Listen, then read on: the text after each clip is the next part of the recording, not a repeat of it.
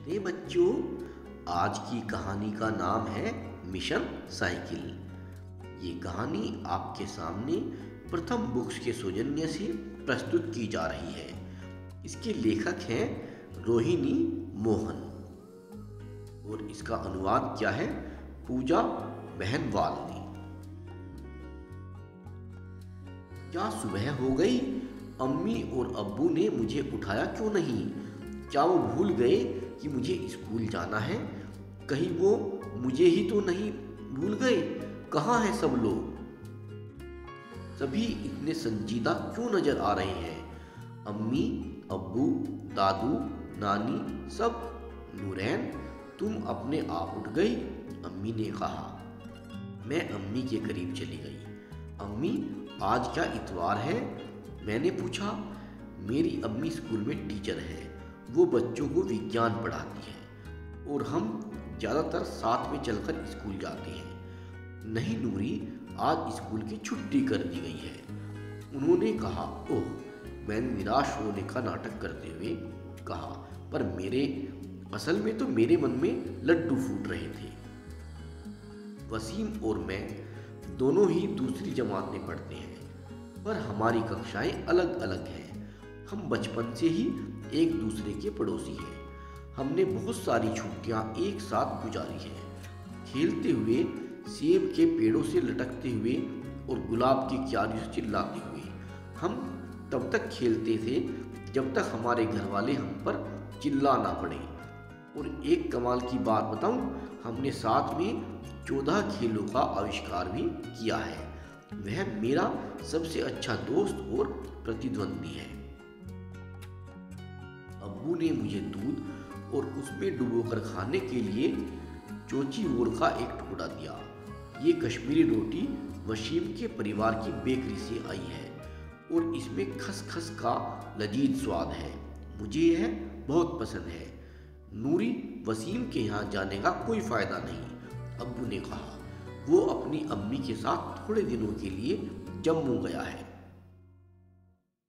आज का समाचार बहुत डरावना लग रहा है। नानी ने टीवी की आवाज बढ़ाई। अम्मी, अब्बू, दादू और नानी आपस में बिना किसी शब्द के बहुत कुछ कह रहे हैं जिन्हें मैं शायद ही कभी समझ पाऊं।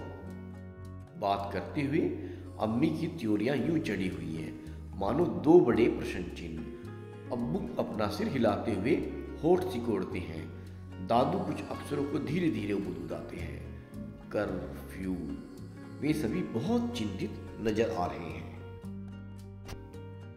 पर वसीम जम्मू क्यों गया है? कुछ दिन पहले स्कूल से वापस आते हुए वसीम ने कहा था कि हम दोनों को साइकिल चलाना आना चाहिए। चलो 1 महीने में सीखते हैं, फिर हम स्कूल जाते हुए मुकाबला करेंगे, ठीक है? ओह, हो सकता है। वसीम जम्मू अपने चचेरे भाई रफीक से साइकिल चलाना सीखने गया हो। अब मैं साइकिल चलाना कैसे सीखूं? तभी अब्बू ने कहा कि आज वह दफ्तर नहीं जाएंगे। अब्बू ने मेरी तरफ देखा और कहा, जरूर नूरी, पर पहले जल्दी से अपना नाश्ता खत्म करो। मैं जल्दी से नाश्ता खत्म करने में लग गई। ओ महान दूध और चोची वो, अपना कमाल दिखा दो, मुझे शक्तिशाली बना दो, साइकिल अभियान के लिए मुझे बहुत ताकतवर बना दो। मिशन साइकिल, पहला दिन। ये साइकिल अब्बू अम्मी की तरफ से मेरा ईद का तोहफा है। मैं इसे तब तक साफ करती रहती हूँ जब तक यह चमकने न लगे। ट्रिंग ट्रिंग। मुझे इसकी घंटी की तेज आवाज पसंद है। अब्बू, नानी कहती है, नूरी क्यों चिल्ला रही हो? अब्बू जरा देर के लिए बाहर निकले हैं, बाहर का हाल चाल जानने। पर अब्बू ने मुझे साइकिल सिखाने का वादा किया था। नानी बगीचे के औजार नीचे रखती है। मैं तुम्हें सिखा सकती हूँ, वो कहती है। पर नानी, आपको साइकिल चलाना आता भी है? स्कूल में सबसे तेज साइकिल चलाती थी, नानी बोली। मैं अपने सामने दीवार की तरफ ध्यान से देखती हूँ, पेड़ पर लगे इकलौते आड़ू पर ध्यान केंद्रित करते हुए। ध्यान से, ध्यान से, ध्यान से। नानी कहाँ है? जैसे ही मैं नानी को देखने के लिए पीछे मुड़ती हूँ, धड़ाम, मुझे तो दीवार बिल्कुल नजर ही नहीं आई। नानी भागते हुए आती है। नूरी, तुम्हें चोट तो नहीं आई? मैंने देखा चोट तो नहीं थी, पर फिर भी मुझे जोर से रोना आ रहा था। साइकिल चलाना कितना मुश्किल काम है नानी। बेकार की बातें मत करो, नानी मेरे माथे चूमते हुए कहती है।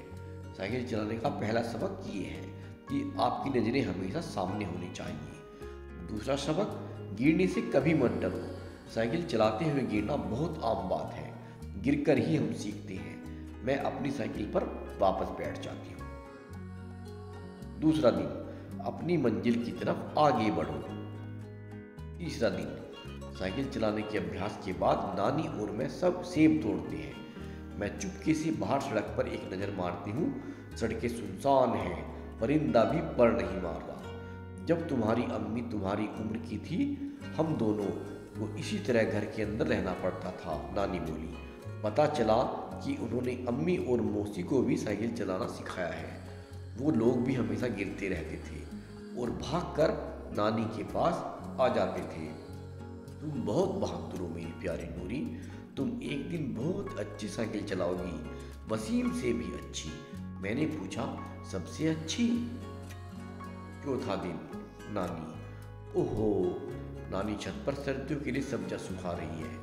अब साइकिल चलाने में मेरी कौन मदद करेगा? मैं सिखाऊं? अखबार पर नजरें गड़ाए हुए दादू ने पूछा। दादू का इस वक्त घर पर होना काफी अजीब था, पर साथ ही साथ बहुत मजेदार बात भी थी। दादू, आप अपने दोस्तों के साथ सैर पर नहीं गए? नहीं जा सकता, कर्फ्यू लगा है। बेहतर होगा कि मैं अपनी पोती के पीछे भाग कर ही थोड़ी कसरत कर लूं।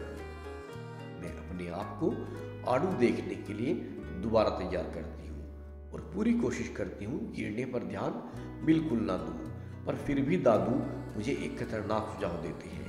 वो पिछले पहिए के साथ जुड़े ट्रेनर पहिए को निकालना चाहते हैं।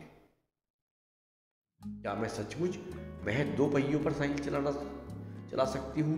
ये तो बिल्कुल सर्कस के जैसा होगा। जब मैंने ये दादू से कही तो वह ठहाका मारकर हंसने लगे। सड़क पर हर कोई ऐसा ही करता है नूरी, उन्होंने कहा। तुम्हें बस अभ्यास करना है। कुछ औजारों का इस्तेमाल करके मैंने और दादू ने वो छोटे पहिए निकाल दिए।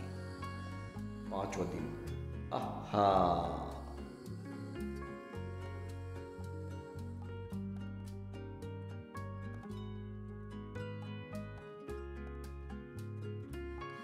छठा दिन, हमारा अभी भी बाहर जाना मना है।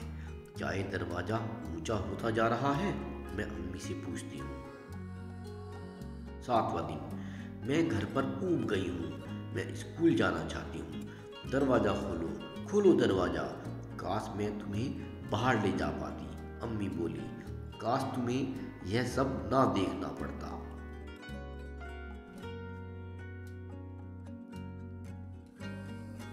8वां दिन, दादू, ये कर्फ्यू क्या होता है? मैंने पूछा।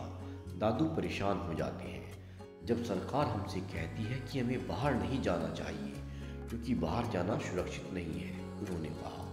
मुझे अपने दोस्तों की याद आ रही है, मुझे अपने शिक्षकों की भी याद आ रही है। काश मैं बाहर जा पाती। हमें और कितने दिन घर पर रहना पड़ेगा? मैंने पूछा। मुझे नहीं पता नूरी, दादू ने आह भरते हुए कहा। बड़े लोगों को ये कहना बिल्कुल अच्छा नहीं लगता। मुझे नहीं पता, लगता है मामला गंभीर है। 10वां दिन, अब अम्मी की बारी है। वो मुझे सही तरीके से ब्रेक लगाना सिखाएंगी। हम सारी दोपहरी खूब अभ्यास करते हैं। जब चाय के समय दादू और नानी बाहर जाते हैं, मैं अपना कौशल दिखाने के लिए तैयार हो जाती हूँ। तभी हमें जोर से एक आवाज़ सुनाई देती है, काबू, काबू। लोग चिल्ला रहे हैं। हम क्या चाहते? अगला शब्द मैं जानती हूँ, आज़ादी। मेरी आंखों में जलन हो रही है। अम्मी मुझे अपनी गोद में उठा लेती हैं। भोजन कक्ष में हम सभी एक दूसरे के करीब गोलाकार में बैठते हैं। सभी खांस रहे हैं। अम्मी वो क्या था, मैंने पूछा। अम्मी मुझे गले से लगा लेती है। बाहर लोग लड़ रहे हैं मेरी बच्ची। वो मेरी आंखें पोंछती हैं। मुझे एहसास होता है कि मेरी आंखों से पानी आ रहा है, उनकी आंखों से भी। जब भी ऐसा हो तो तुम अपना रुमाल अपनी नाक और मुंह पर रख लिया करो, ठीक है? मैं अपना सिर उनके और करीब कर लेती हूँ। मैं थकी हुई हूँ और डरी हुई भी। 11वां दिन। अगली सुबह अब्बू मुझे जगाते हैं। उठ जाओ आलसी बच्ची, आज मैं तुम्हें सिखाऊंगा। क्या ऐसे समय में साइकिल चलाना सुरक्षित है, मैंने पूछा। मैं वादा करता हूँ कि अगर कुछ भी होता है तो मैं तुम्हारा ख्याल रखूंगा। ठीक है। मैंने अभी सुना है कि वसीम कुछ ही दिनों में वापस लौट रहा है। क्या तुम रेस के लिए तैयार नहीं होना चाहती? मैं अब्बू के सामने साइकिल चलाती हूँ, ठीक उसी तरह जैसे दादू, नानी और अम्मी ने मुझे सिखाई है।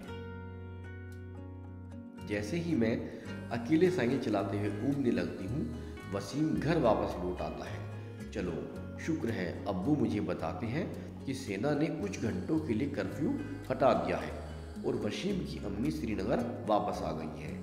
वसीम हमारे घर आता है और साथ में टोकरी भर कर लाता है, खूब सारा चोची वो, जो उसके अब्बू की तरफ से है। मैं उसे वही आड़ू देती हूँ जिस पर मैं मिशन साइकिल के दौरान ध्यान लगा रही थी। मैं भी उसे सुरक्षित देखकर बहुत खुश हूँ। जाओ अपनी साइकिल ले आओ वसीम, मैं कहती हूँ। वसीम उदास दिख रहा है। मैंने उसे गली में छोड़ दिया था और मेरी साइकिल लड़ाई के दौरान टेढ़ी मेढ़ी हो गई। ओह बेचारा वसीम, अब हमारा मिशन साइकिल कैसे पूरा होगा? रुको, मेरे पास एक और रास्ता है। मिशन साइकिल आखिरी दिन। तो बच्चों, कैसी लगी आपको ये कहानी? अच्छी लगी ना?